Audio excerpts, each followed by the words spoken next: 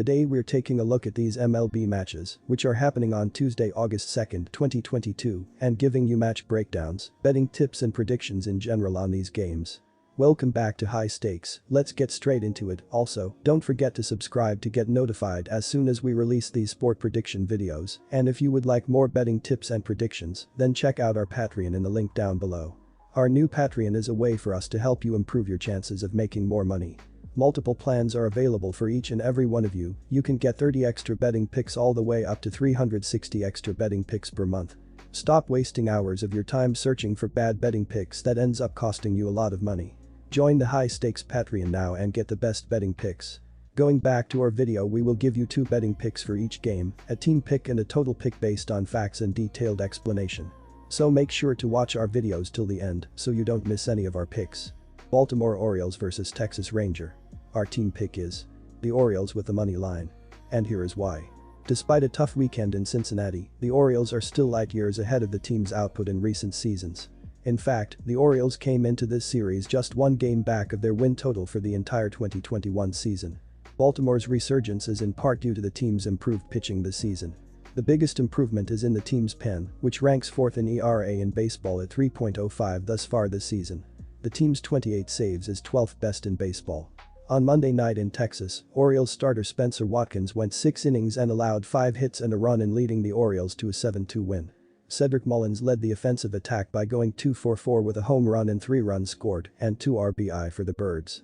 The Rangers are smack dab in the middle of the pack in the AL West division, but well under .500 and unlikely to threaten for a wildcard spot. That being said, the Rangers have not given any indication that they will necessarily move on from any of their players. The Rangers could move on from one of their veteran outfielders, as youngster Leody Taveras has earned a regular spot in the outfield and made the likes of veteran Cole Calhoun available in the right deal for teams that need outfield depth. In Monday night's opener against the Orioles, the Rangers' offense was held in check and John Gray could not get out of the second inning in a 7-2 loss to the Orioles. The Orioles have been in a number of tight games this season and have fared well this season in that regard save for the first month of the season. The Orioles are a solid 17-13 in their last 30 games and, perhaps even more impressively, they are 66-36 on the run line this season, including 32-21 on the road. I fully expect a tightly played game that will favor the Orioles and their 4th-ranked bullpen compared with the Rangers and their 12th-ranked bullpen. The Orioles, coming into this series, are 12-8 versus the AL West this season, while the Rangers are just 5-11 against the AL East this season. Our total pick is over 8.5 runs. And here is why. Both starting pitchers have struggled this season. Spencer Howard has a 5.93 ERA, 1.58 WHIP, and a 26/12 KBB ratio in 6 games started and 8 games played. Opposing batters are hitting .286 against Howard this season. In 12 games started on the road, Jordan Lyles has a 6.12 ERA, 1.48 WHIP, 57/21 KBB ratio, and opposing batters are hitting .287 against Lyles. With both starting pitchers struggling, the offenses will shine. Adolis Garcia is top 10 in the American League in RBIs. The Orioles are top 10 in the league in doubles. This will be a higher scoring game and the over will hit. Kansas City Royals vs Chicago White Sox. Our team pick is Royals for the win. And here is why. It has generally been a nightmare for the Royals on the mound this season, so Monday's performance by the pitching staff to beat the White Sox was a welcome development. Salvador Perez homered in the 4th before Whit Merrifield went deep 2 innings later, as the Royals got the job done with just 6 hits on the night. Daniel Lynch threw 5.1 scoreless innings in the win, allowing 6 hits and no walks, while striking out 7. The bullpen was also good, as Scott Barlow locked down his 17th save. Nicky Lopez recorded the only multi-hit game for the Royals. Kansas City is down a big amount on the money line for the season, while going 47-56 on the run line. Overs are an even 51-51-1 for the Royals after Monday's game snapped a run of 3 straight unders. This is a bottom 5 scoring offense at 3.86 runs per game on a .688 team ops. It's gone just as poorly for the Royals pitching staff, which is 4th worst in the majors with a 4.71 collective ERA, including a mark of 4.62 from a horrendous bullpen, 2nd from the bottom in baseball. It's been several weeks since the White Sox had any separation from .500 in either direction, and they looked stagnant again in Monday's loss. Despite racking up 10 hits, Chicago's only scoring came in the bottom of the 7th on Gavin Sheets' sac fly, as going 0-5 with runners in scoring position didn't help matters. Michael Kopech took the tough luck loss with 7 innings of 2-run ball, allowing 6 hits and 1 walk, while striking out 3. Andrew Vaughn had a standout game, going 2-4 with a double. The White Sox are down a solid amount on the money line for the season, while going 45-57 on the run line.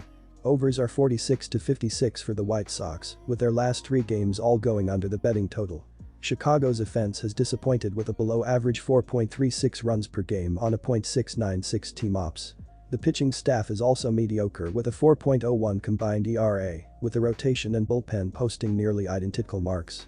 Even though Kansas City is a bad team, the Royals are worth a shot here as Chicago has been overpriced too often in a tough season. Giolito hasn't offered any signs he'll regain his previous form, and with an anemic White Sox offense and support, this could be another upset for the Royals at big plus odds. Keller is no ace, but at least puts up league average stats in most categories, and a solid 3.87 ERA is encouraging, as opponents have been largely unable to barrel him up and hit the ball on the ground at a rate of nearly 52%. Compare that to Giolito, who has great stuff but just can't seem to find the right pitch mix, leading to a very shaky 132 ERA, 109 FIP for the season. Chicago's bullpen lost a crucial member in Crochet just before the start of the season and never recovered, ranking 12th worst in ERA with more recent injuries not helping. The Royals are worth a shot here as they have the better starting pitcher and are taking on a team that hasn't been good in any facet all year. Our total pick is under 8 run. Boston Red Sox vs Houston Astros. Our team pick is Astros minus 1.5 runs. And here is why. On a day that saw them both deal starting catcher Christian Vazquez while adding to the roster elsewhere, the Red Sox picked up a huge win to open this current series in Houston as they continue to hang around 3 games back in the wild card race, despite a horrendous month of July.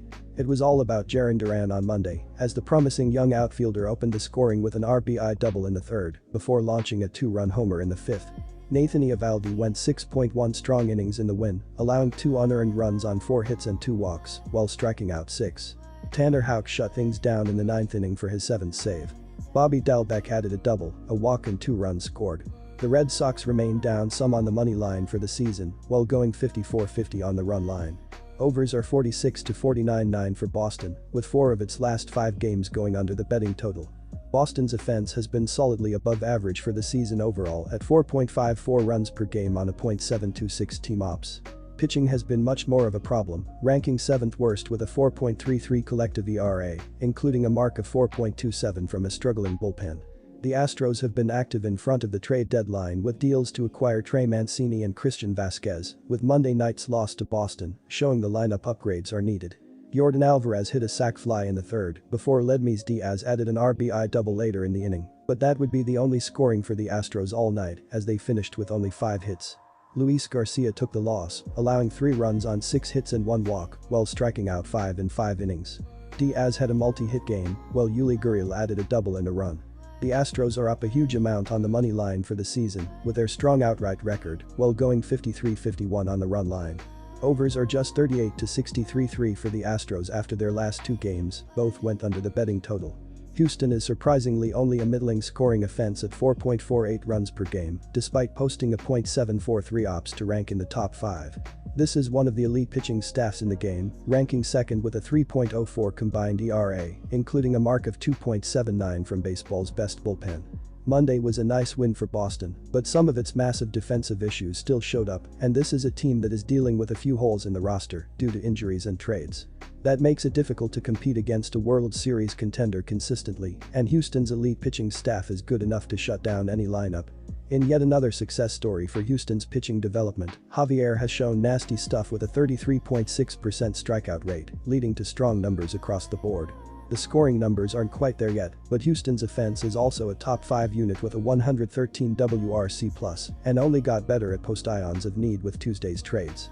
Crawford has been solid, but still will be challenged as a rookie in a difficult park to pitch in, and the bigger problem for the Red Sox is that this is a bottom 10 bullpen that doesn't look likely to get better the rest of the year. Expect the Astros to bounce back quickly here as the far more complete team. Our total pick is under the total. And here is why. The Red Sox are averaging 4.54 runs per game and 4.48 runs per game on the road. They averaged 5 runs per game in their last 3 games against the Astros. With Houston giving up 3.25 runs per game at home, the Red Sox will be held under their average in this game. The Astros are averaging 4.48 runs per game and 4.52 runs per game at home. They averaged 5.67 runs per game in their last 3 games against the Red Sox.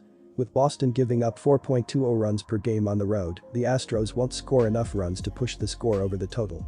The Astros and Red Sox played under the total in 3 of their last 4 meetings.